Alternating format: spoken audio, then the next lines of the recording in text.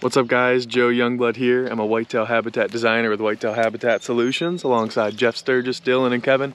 Hope everyone's doing well. We're back out here, don't always get to the farm as much as we want to, but there is plenty to do. Wanted to give you a quick update on a few things that we're working on, as well as right now, some of the trees that we planted last year. Now these were the Austrian pines that we planted not this spring, but the previous one. That one has some good growth coming up on it, and you can see a couple more around. Sorry, the bugs are pretty bad right here, and a nice deer trail that cuts through this path that we don't hunt.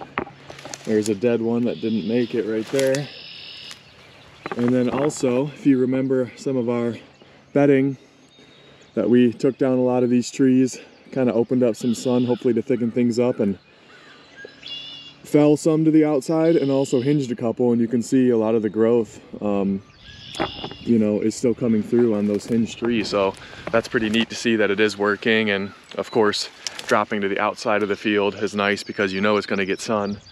But also because it's going to help us start to extend some of these fingers of woods that we had, because this was just an ag property and I want more cover.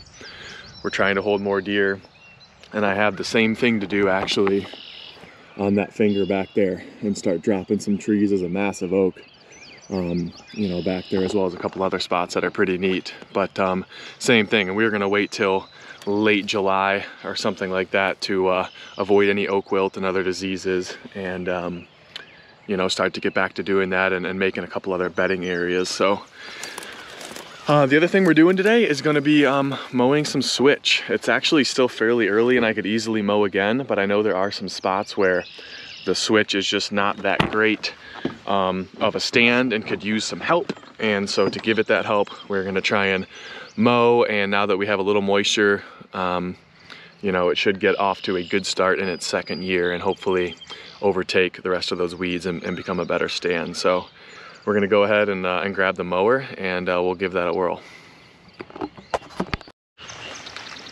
All right, so before I grab the mower, I wanted to just come and check a couple of the areas and see what I actually want to mow today.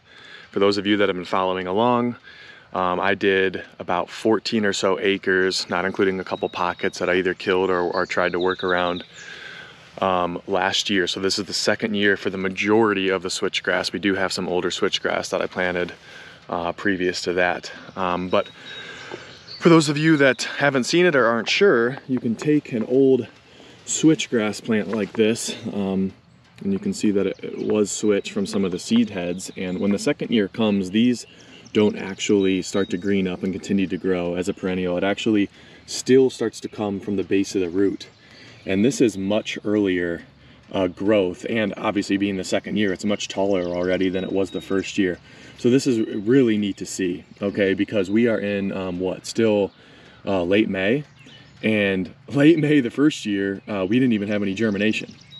So to come back out and see switch that's already 2.5 feet tall coming from the you know, bases of where this old switch was is awesome. It's really to see this quick growth, and you can see there are still tons of all this other, you know, weeds going on and mixed in with these switch pockets. And if you also remember, I frost seeded leftover seed that I had in this area because I knew this is probably my worst stand out of the whole farm. I did mow it once or once and a half last year, but you know, and it helped. But hopefully with some of this added seed and a mowing or two, I'll be able to set a lot of this back, get also some of the new switch coming in, and really have a much better stand, because this is going to have my mowed trail that's going to get me to my woods and another stand there.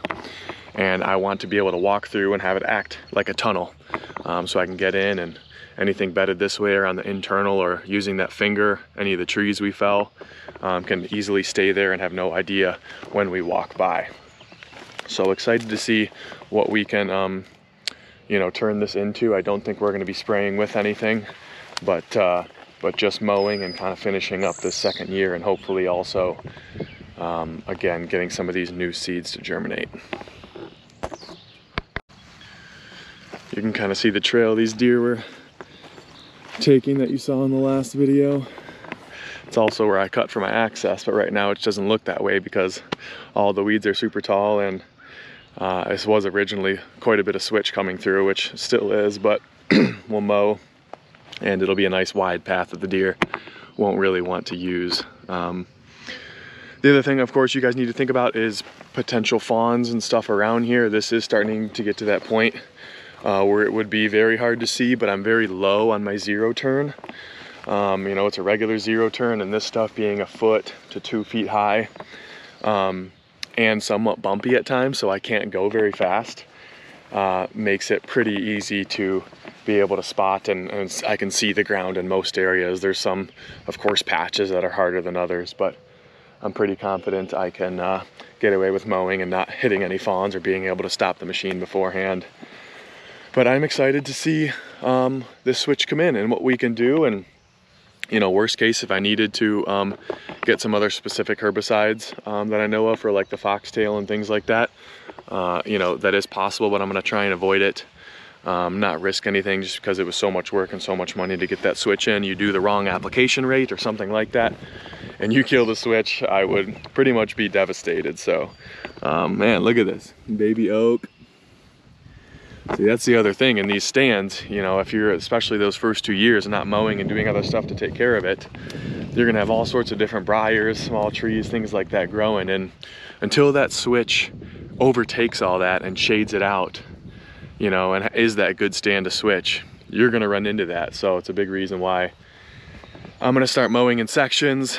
Can't mow that much with the zero turn in one day. I did 2 or 3 days last year, and one of those days was 12 hours straight. So that was kind of a bummer. And then the other thing to bear in mind too, guys, is, you know, when these get seed heads and they, you know, go year after year and they drop some seed, I mean, it's not necessarily like an invasive or anything, but they will reseed and help thicken up that stand over time. So I feel like, you know, I do some plans for people, and I do try and make it so that it accommodates their tools and time they have and resources, but the first couple years generally are going to be the most work. You know, you got to get things going and taken care of and do them in the right steps. You can't skip a lot of stuff, otherwise you're going to set yourself back and create more work, which would be a real bummer, especially because, you know, nowadays prices are increased for everything. Nothing is cheap anymore, so it's your hard-earned money. So I certainly don't anyway. I'm gonna grab the mower, start cutting, and hopefully keep you guys posted, and again show you a more second year switch.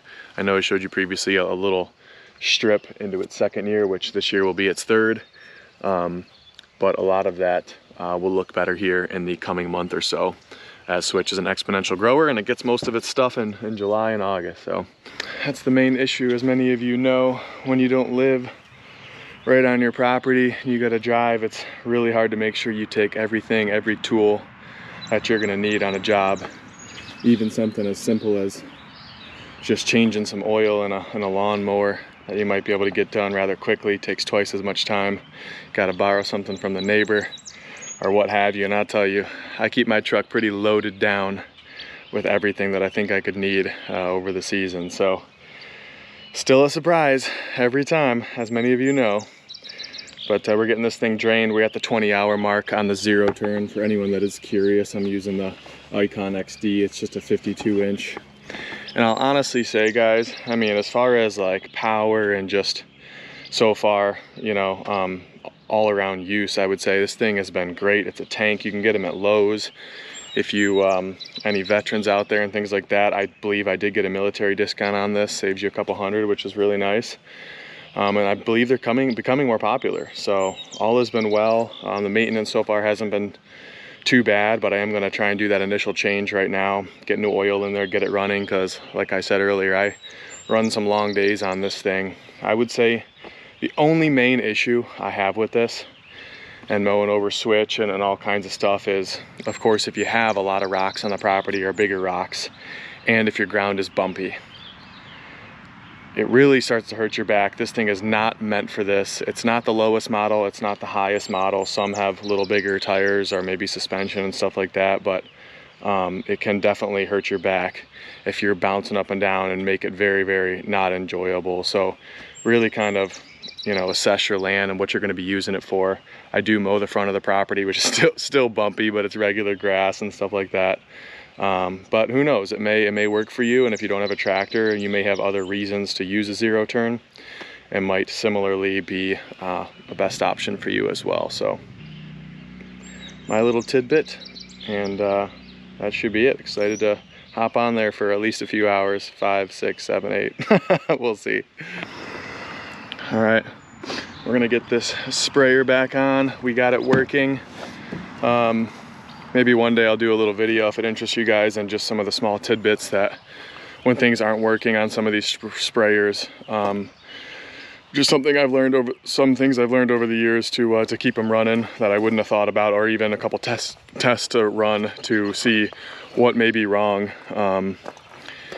so that you don't waste time trying to do other things when it really needs either a new pump or a new little switch box or whatever it's going to be. So I put a little Dawn in there, rinsed it all out so there's no 2,4-D. Mind you, I'm going to do my spraying of glyphosate first, come back, add 2,4-D, hit that.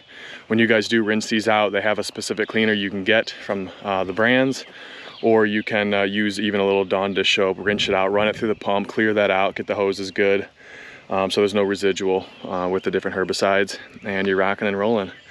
I think it's dry enough now to start our spraying. So I'm gonna go knock that out, get a few other things done. It's still gonna be a long day, but I appreciate you guys staying along with me, and we'll see you soon.